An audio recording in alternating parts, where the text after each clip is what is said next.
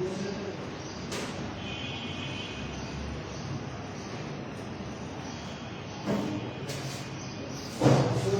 بالله من الشيطان الرجيم بسم الله الرحمن الرحيم. All my students of class 8, 9 and 10 and others viewers, I think we enjoy my class. Welcome to my class and my salam. Assalamu alaikum wa rahmatullahi wa barakatuh. I hope all of you are well by the grace of Almighty Allah. I am also well. I think every student and other people knows about me. I think you pray to Almighty Allah for me.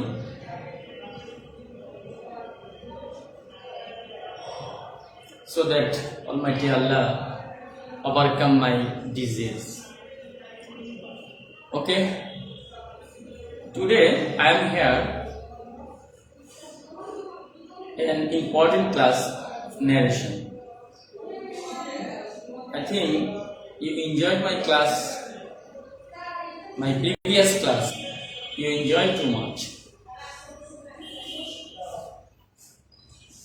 Today's I am taking the next class, passage narration. I informed you in my previous class how can you make from direct speech to indirect speech. I discussed in my last class in details. Today I will give you a nice example. I think everybody watch mindfully my class, and I think if you give your mind completely to my class, everybody understand easily passage narration. So let's move the passage narration. Now, look at the whiteboard. What I write down here. Shamim said to Karim, "How are you? I went to your house yesterday, but did not find you. Where did you go?" I went to the station, said Karim. I have to receive my madam. First of all, you have to understand the meaning of the passage. Bangla meaning, I mean Bangla meaning, you have to meaning. So, for your nice understanding, now sometimes I speak Bangla and English. Both languages I use in my class.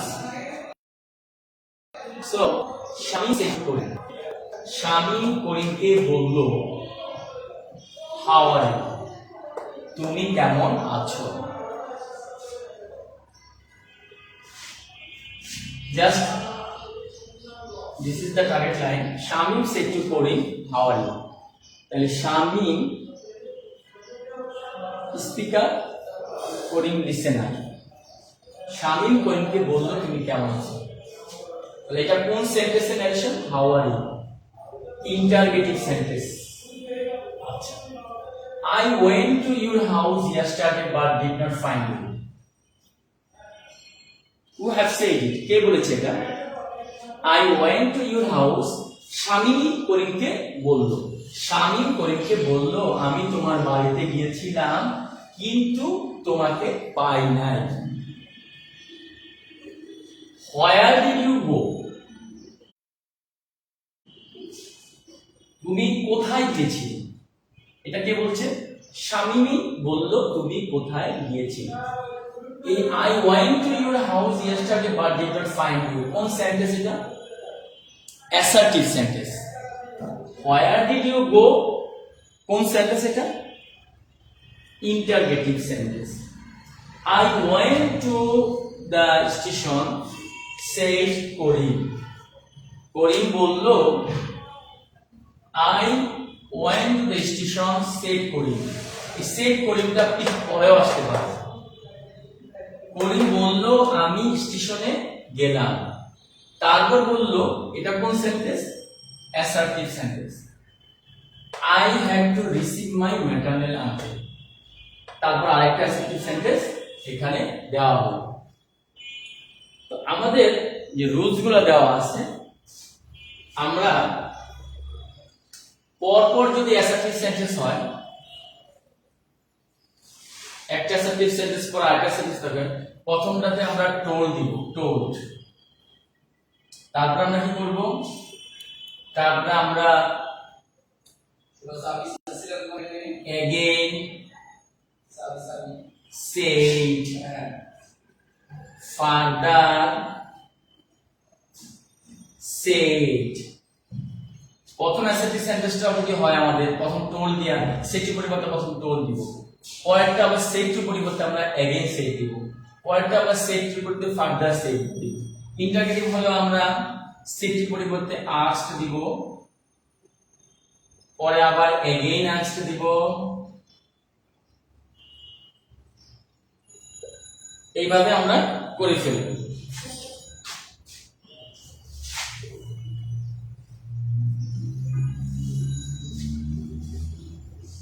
yes থাকলে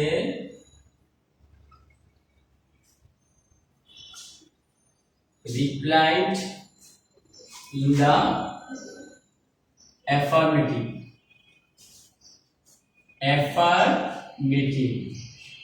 no থাকলে replied in the negative আমরা এই জাতীয় কিছু sentence আমাদের জানতে হবে ওয়ার্ডের নিয়মগুলো আমাদের জানতে হবে এবার আমরা সেন্টেন্সটাকে ন্যারেশন কিভাবে করব আমি এইটুকুকে ন্যারেশন করব Shamim said to Karim how are you Shamim said to Karim how are you এটা কি ইন্টারগেটিভ সেন্টেন্স তাহলে আমি এতটুকু করি শামিম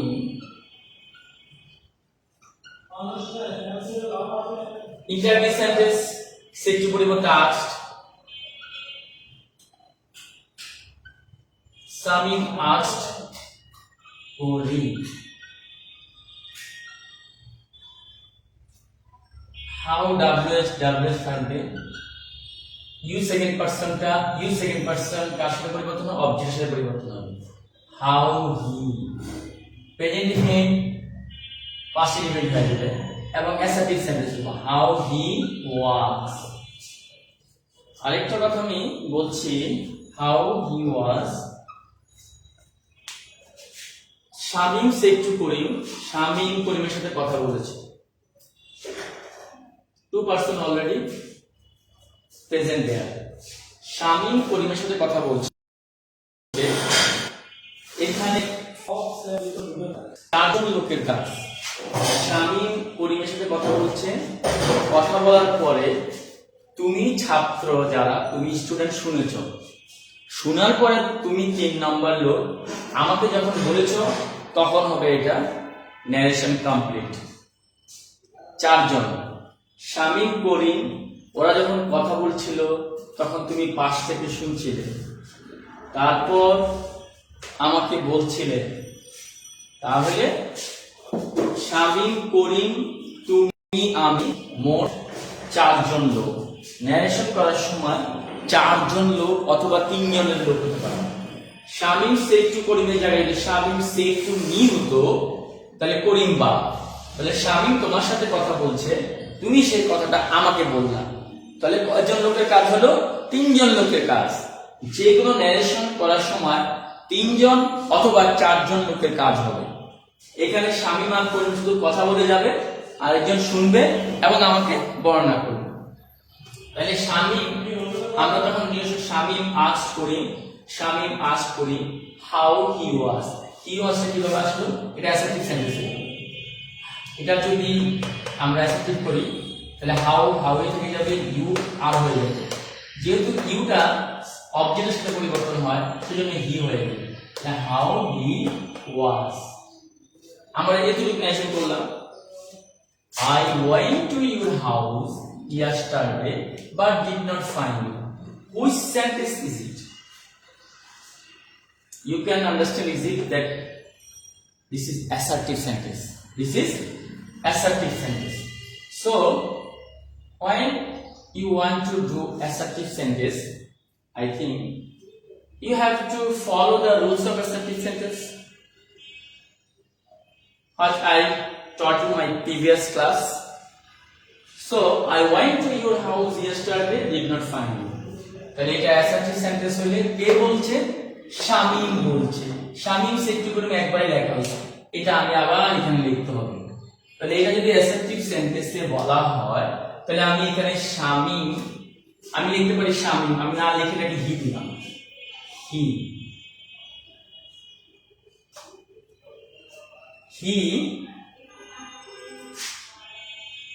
আমি যদি এইভাবে লিখতে পারি হি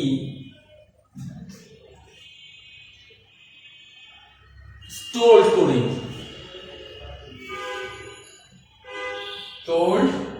করিম, হির পরে আমি ইচ্ছা করলে বুঝানোর জন্য হি বলতে শামীমকে বুঝাইছি অ্যাস told, করিম বলতে হিম, কাকে বুঝাইছি? যেহেতু তুমি বর্ণনা করছো তুমি হিম বলবা, হিম বলতে কাকে বুঝাইছি? কে? করিমকে বুঝাইছি। আমি ইচ্ছা করে লিখতে পারতাম করিম told, শামীম told করিম, ঠিক আছে? Shamim told Karim, inverted comma that, inverted comma that, কারণ এটা assertive sentence. I went to your house, কোন সেন্টেন্স, কোন টেন্স? টেন্স ধরার সময় প্রথম ভার্বের দিকে লক্ষ্য রাখবে। ওয়েন্ট হচ্ছে ভার্ব, ওয়েন্ট ভার্ব হলে কোন ফর্মে আছে? পাস্ট ফর্মে আছে, তাহলে পুরো সেন্টেন্সটাই পাস্ট ফর্ম। তাহলে I went to school, past indefinite পরিবর্তন হয়ে কি হবে? Past indefinite must be changed with past perfect tense. তাইলে I went to, he told him that he, এখানে যখন দেখো দুইটা লোকের থার্ড পারসন সিঙ্গুলার নাম্বার তখন বেশিরভাগ ক্ষেত্রে হি এবং হিমের ব্যবহারটাই হবে। তাহলে he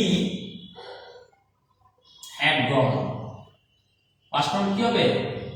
had gone to use, ইউজটা হচ্ছে পসেসিভ কেস, তাহলে use second person,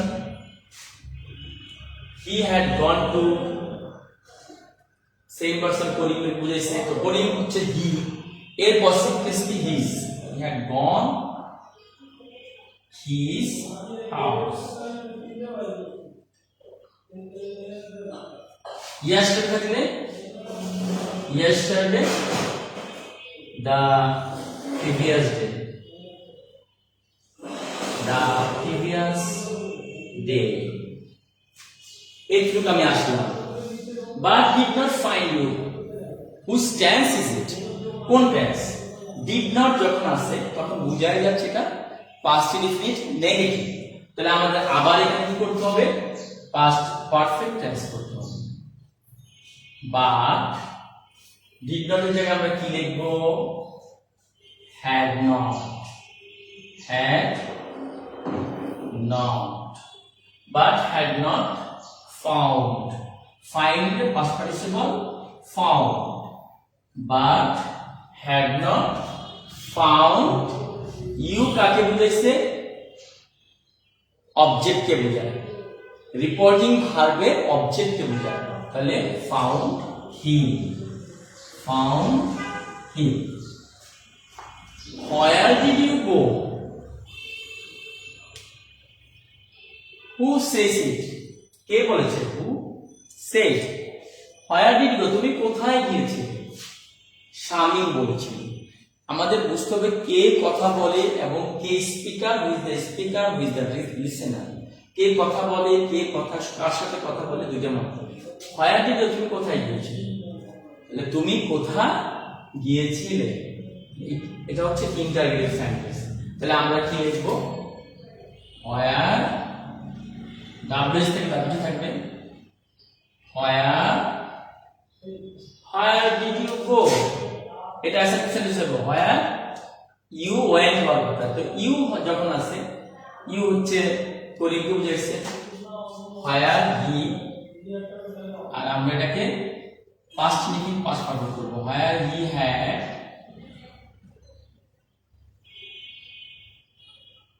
where he had gone, where he had gone।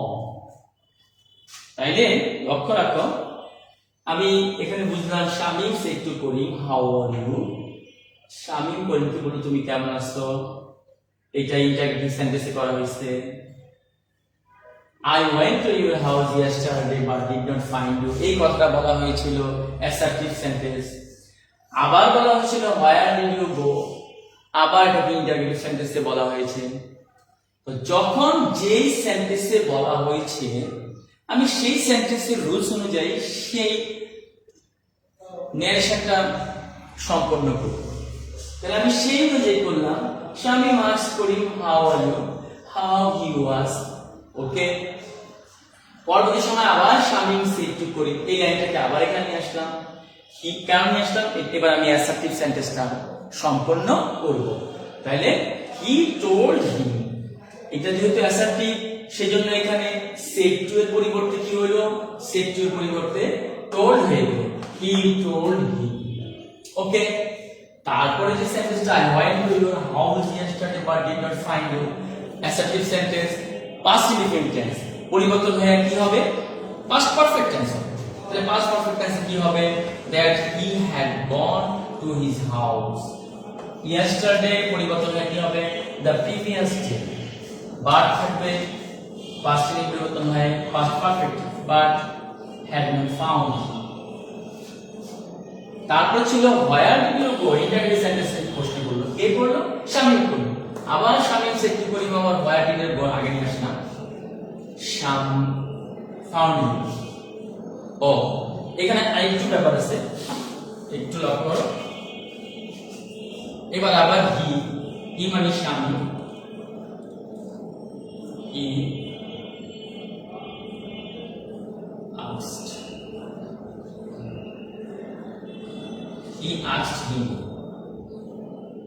asked him, আবার এই সেক্টরটা where he had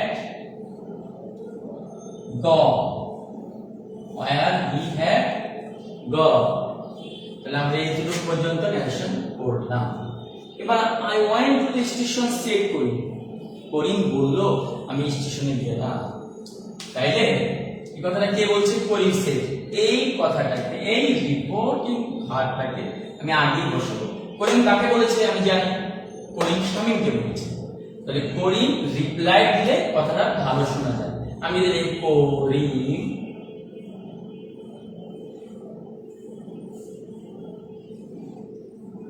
replied,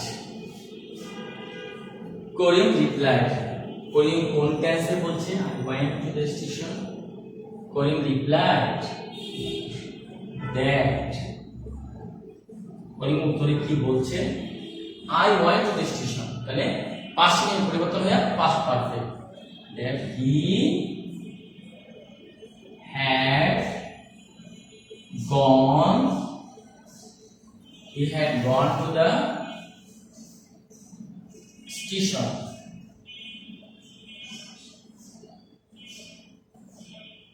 he had gone to the station। তারপর কি হলো, করিম আবার বলল I have to receive my maternal uncle, maternal uncle হচ্ছে, maternal হচ্ছে মামা, paternal হচ্ছে চাচা। তাইলে এখানে কি হলো, সে আবার একটা অ্যাসার্টিভ সেন্টেন্স ব্যবহার করলো। I went to the station একটা অ্যাসার্টিভ সেন্টেন্স, সে আবার বললো, আবার কি করলো, সে আরেকটা অ্যাসার্টিভ সেন্টেন্স ইউজ করলো। তাহলে আমরা বলতে পারি করিম মানে হি again said, he again said to him that I first person এখানে I had to মানে করিম হি, যে তুমি বর্ণনা করতেছো হি, হ্যাভ টু কোন নিয়ম আমি তোমাদেরকে প্রিভিয়াস ক্লাসে তোমাদেরকে শিখাই না, তাইলে হ্যাভ টু যেটা যেখানে আছে সেভাবেই থাকবে। That he had two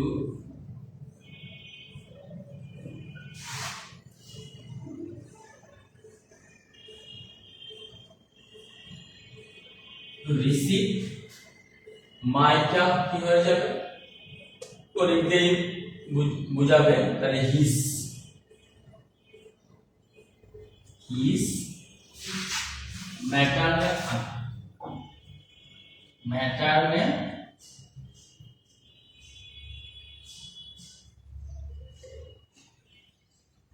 maternal তাইলে আমরা অতি সহজেই আমরা প্যাসেজ ন্যারেশন গুলো করতে পারি যদি আমরা সেন্টেন্সের ন্যারেশন গুলা ভালোভাবে রপ্ত করতে পারি। সেন্টেন্সের রুলস গুলো রপ্ত করে সেই অনুযায়ী according to that rules we can so nice perform the narration. আমরা সেখানে লক্ষ্য করো সেই একই কথা আমরা আমাদের প্রথম কাজ হলো আমরা পুরোটা পড়ে নেব, কে কার সাথে কথা বলছে, who is the speaker, who is the listener, কে কথা বলছে, কোন টেন্সে কথা বলছে, কোন সেন্টেন্সে কথা বলছে। আমাদের কাজটা হলো আমরা কোন সেন্টেন্সে কথা বলবে, কোন টেন্সে কথা বলবে, সেগুলো আমরা কে কার সাথে কথা বলবে। Shamim said to Karim how are you, আমরা পুরো অর্থটা প্রথম ভালো করে বলবো। শামিম করিমকে বললো তুমি কেমন আছো। I went to your house yesterday, আমি তোমার বাসায় গেলাম, but did not find, তোমাকে পাইলাম। এটা যদি ইন্টারগেটিভে করে এটা করতে assertive. Where did you go, তুমি কোথায় গেলে, আবার ইন্টারগেটিভ। তা আমারও শামিম সেড টু করিম একবারই লেখা, আমি কিন্তু এটা এখানে একবার লিখবো, অ্যাসার্টিভ একবার লিখবো, আবার ইন্টারগেটিভ আরেকবার লিখবো যখন আমি প্যাসেজ মেনশন করব। I went to the station, said করিম, করিম বললো আমি স্টেশনে গেলাম। I had to receive my maternal uncle, আমি আমার ম্যাটারনাল আঙ্কেলকে। তো করিম আমার উত্তরে বললো যে আমি স্টেশনে গেলাম আমি আমার মামাকে রিসিভ করতে। তাহলে আমরা পুরো অর্থটা ভালো করে বুঝে ফেললাম। আমরা ওখানে দাঁড়িয়ে ঘটনাটা শুনলাম, ছাত্রছাত্রীরা শুনছো, তোমরা পরীক্ষা হলে পরীক্ষা দেওয়া মানে ন্যারেশনের ঘটনাটা তোমরা শুনে ফেলছো। শোনার পরে তুমি স্যারকে বলবা খাতায় লিখে, স্ক্রিপ্টে লিখে তুমি তোমারটা বলে দেবা।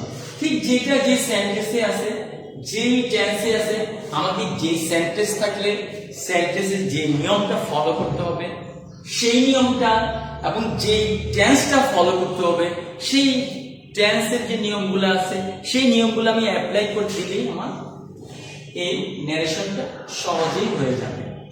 তো আশা করি তোমরা যারা অষ্টম, নবম, দশম, inter first year, second year, আমি সবাইকে বলছি তোমরা আজকে যারা ক্লাস 8-এ বা 9-এ এই ন্যারেশনটা পড়ে ফেলবা, এটা 5 বছর করতে হবে।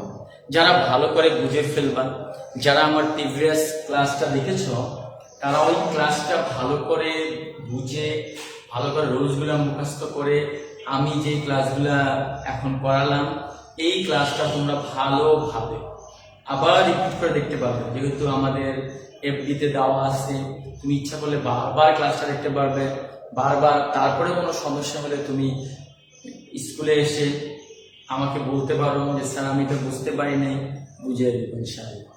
তো যে কোনো ন্যারেশনটা একদমই সোজা যদি তুমি ধরতে পারো, যদি তুমি বুঝতে পারো যে ন্যারেশনটা আমার কি করতে হবে। প্রথম দেখতে হবে অর্থগতভাবে বুঝতে হবে এটা কি, তারপর দেখতে হবে কোন কোন সেন্টেন্সগুলো আছে, তারপর দেখতে হবে কোন কোন টেন্স আছে। সেই অনুযায়ী তুমি এটা করলে তোমার ন্যারেশন হয়ে যাবে। আজকে আমি ক্লাস আর বড় করছি না, তো আশা করি সবাই ভালো থাকো, আমার জন্য খুব দোয়া করবা। আজকে এই পর্যন্তই, ধন্যবাদ সবাইকে, আসসালামু আলাইকুম।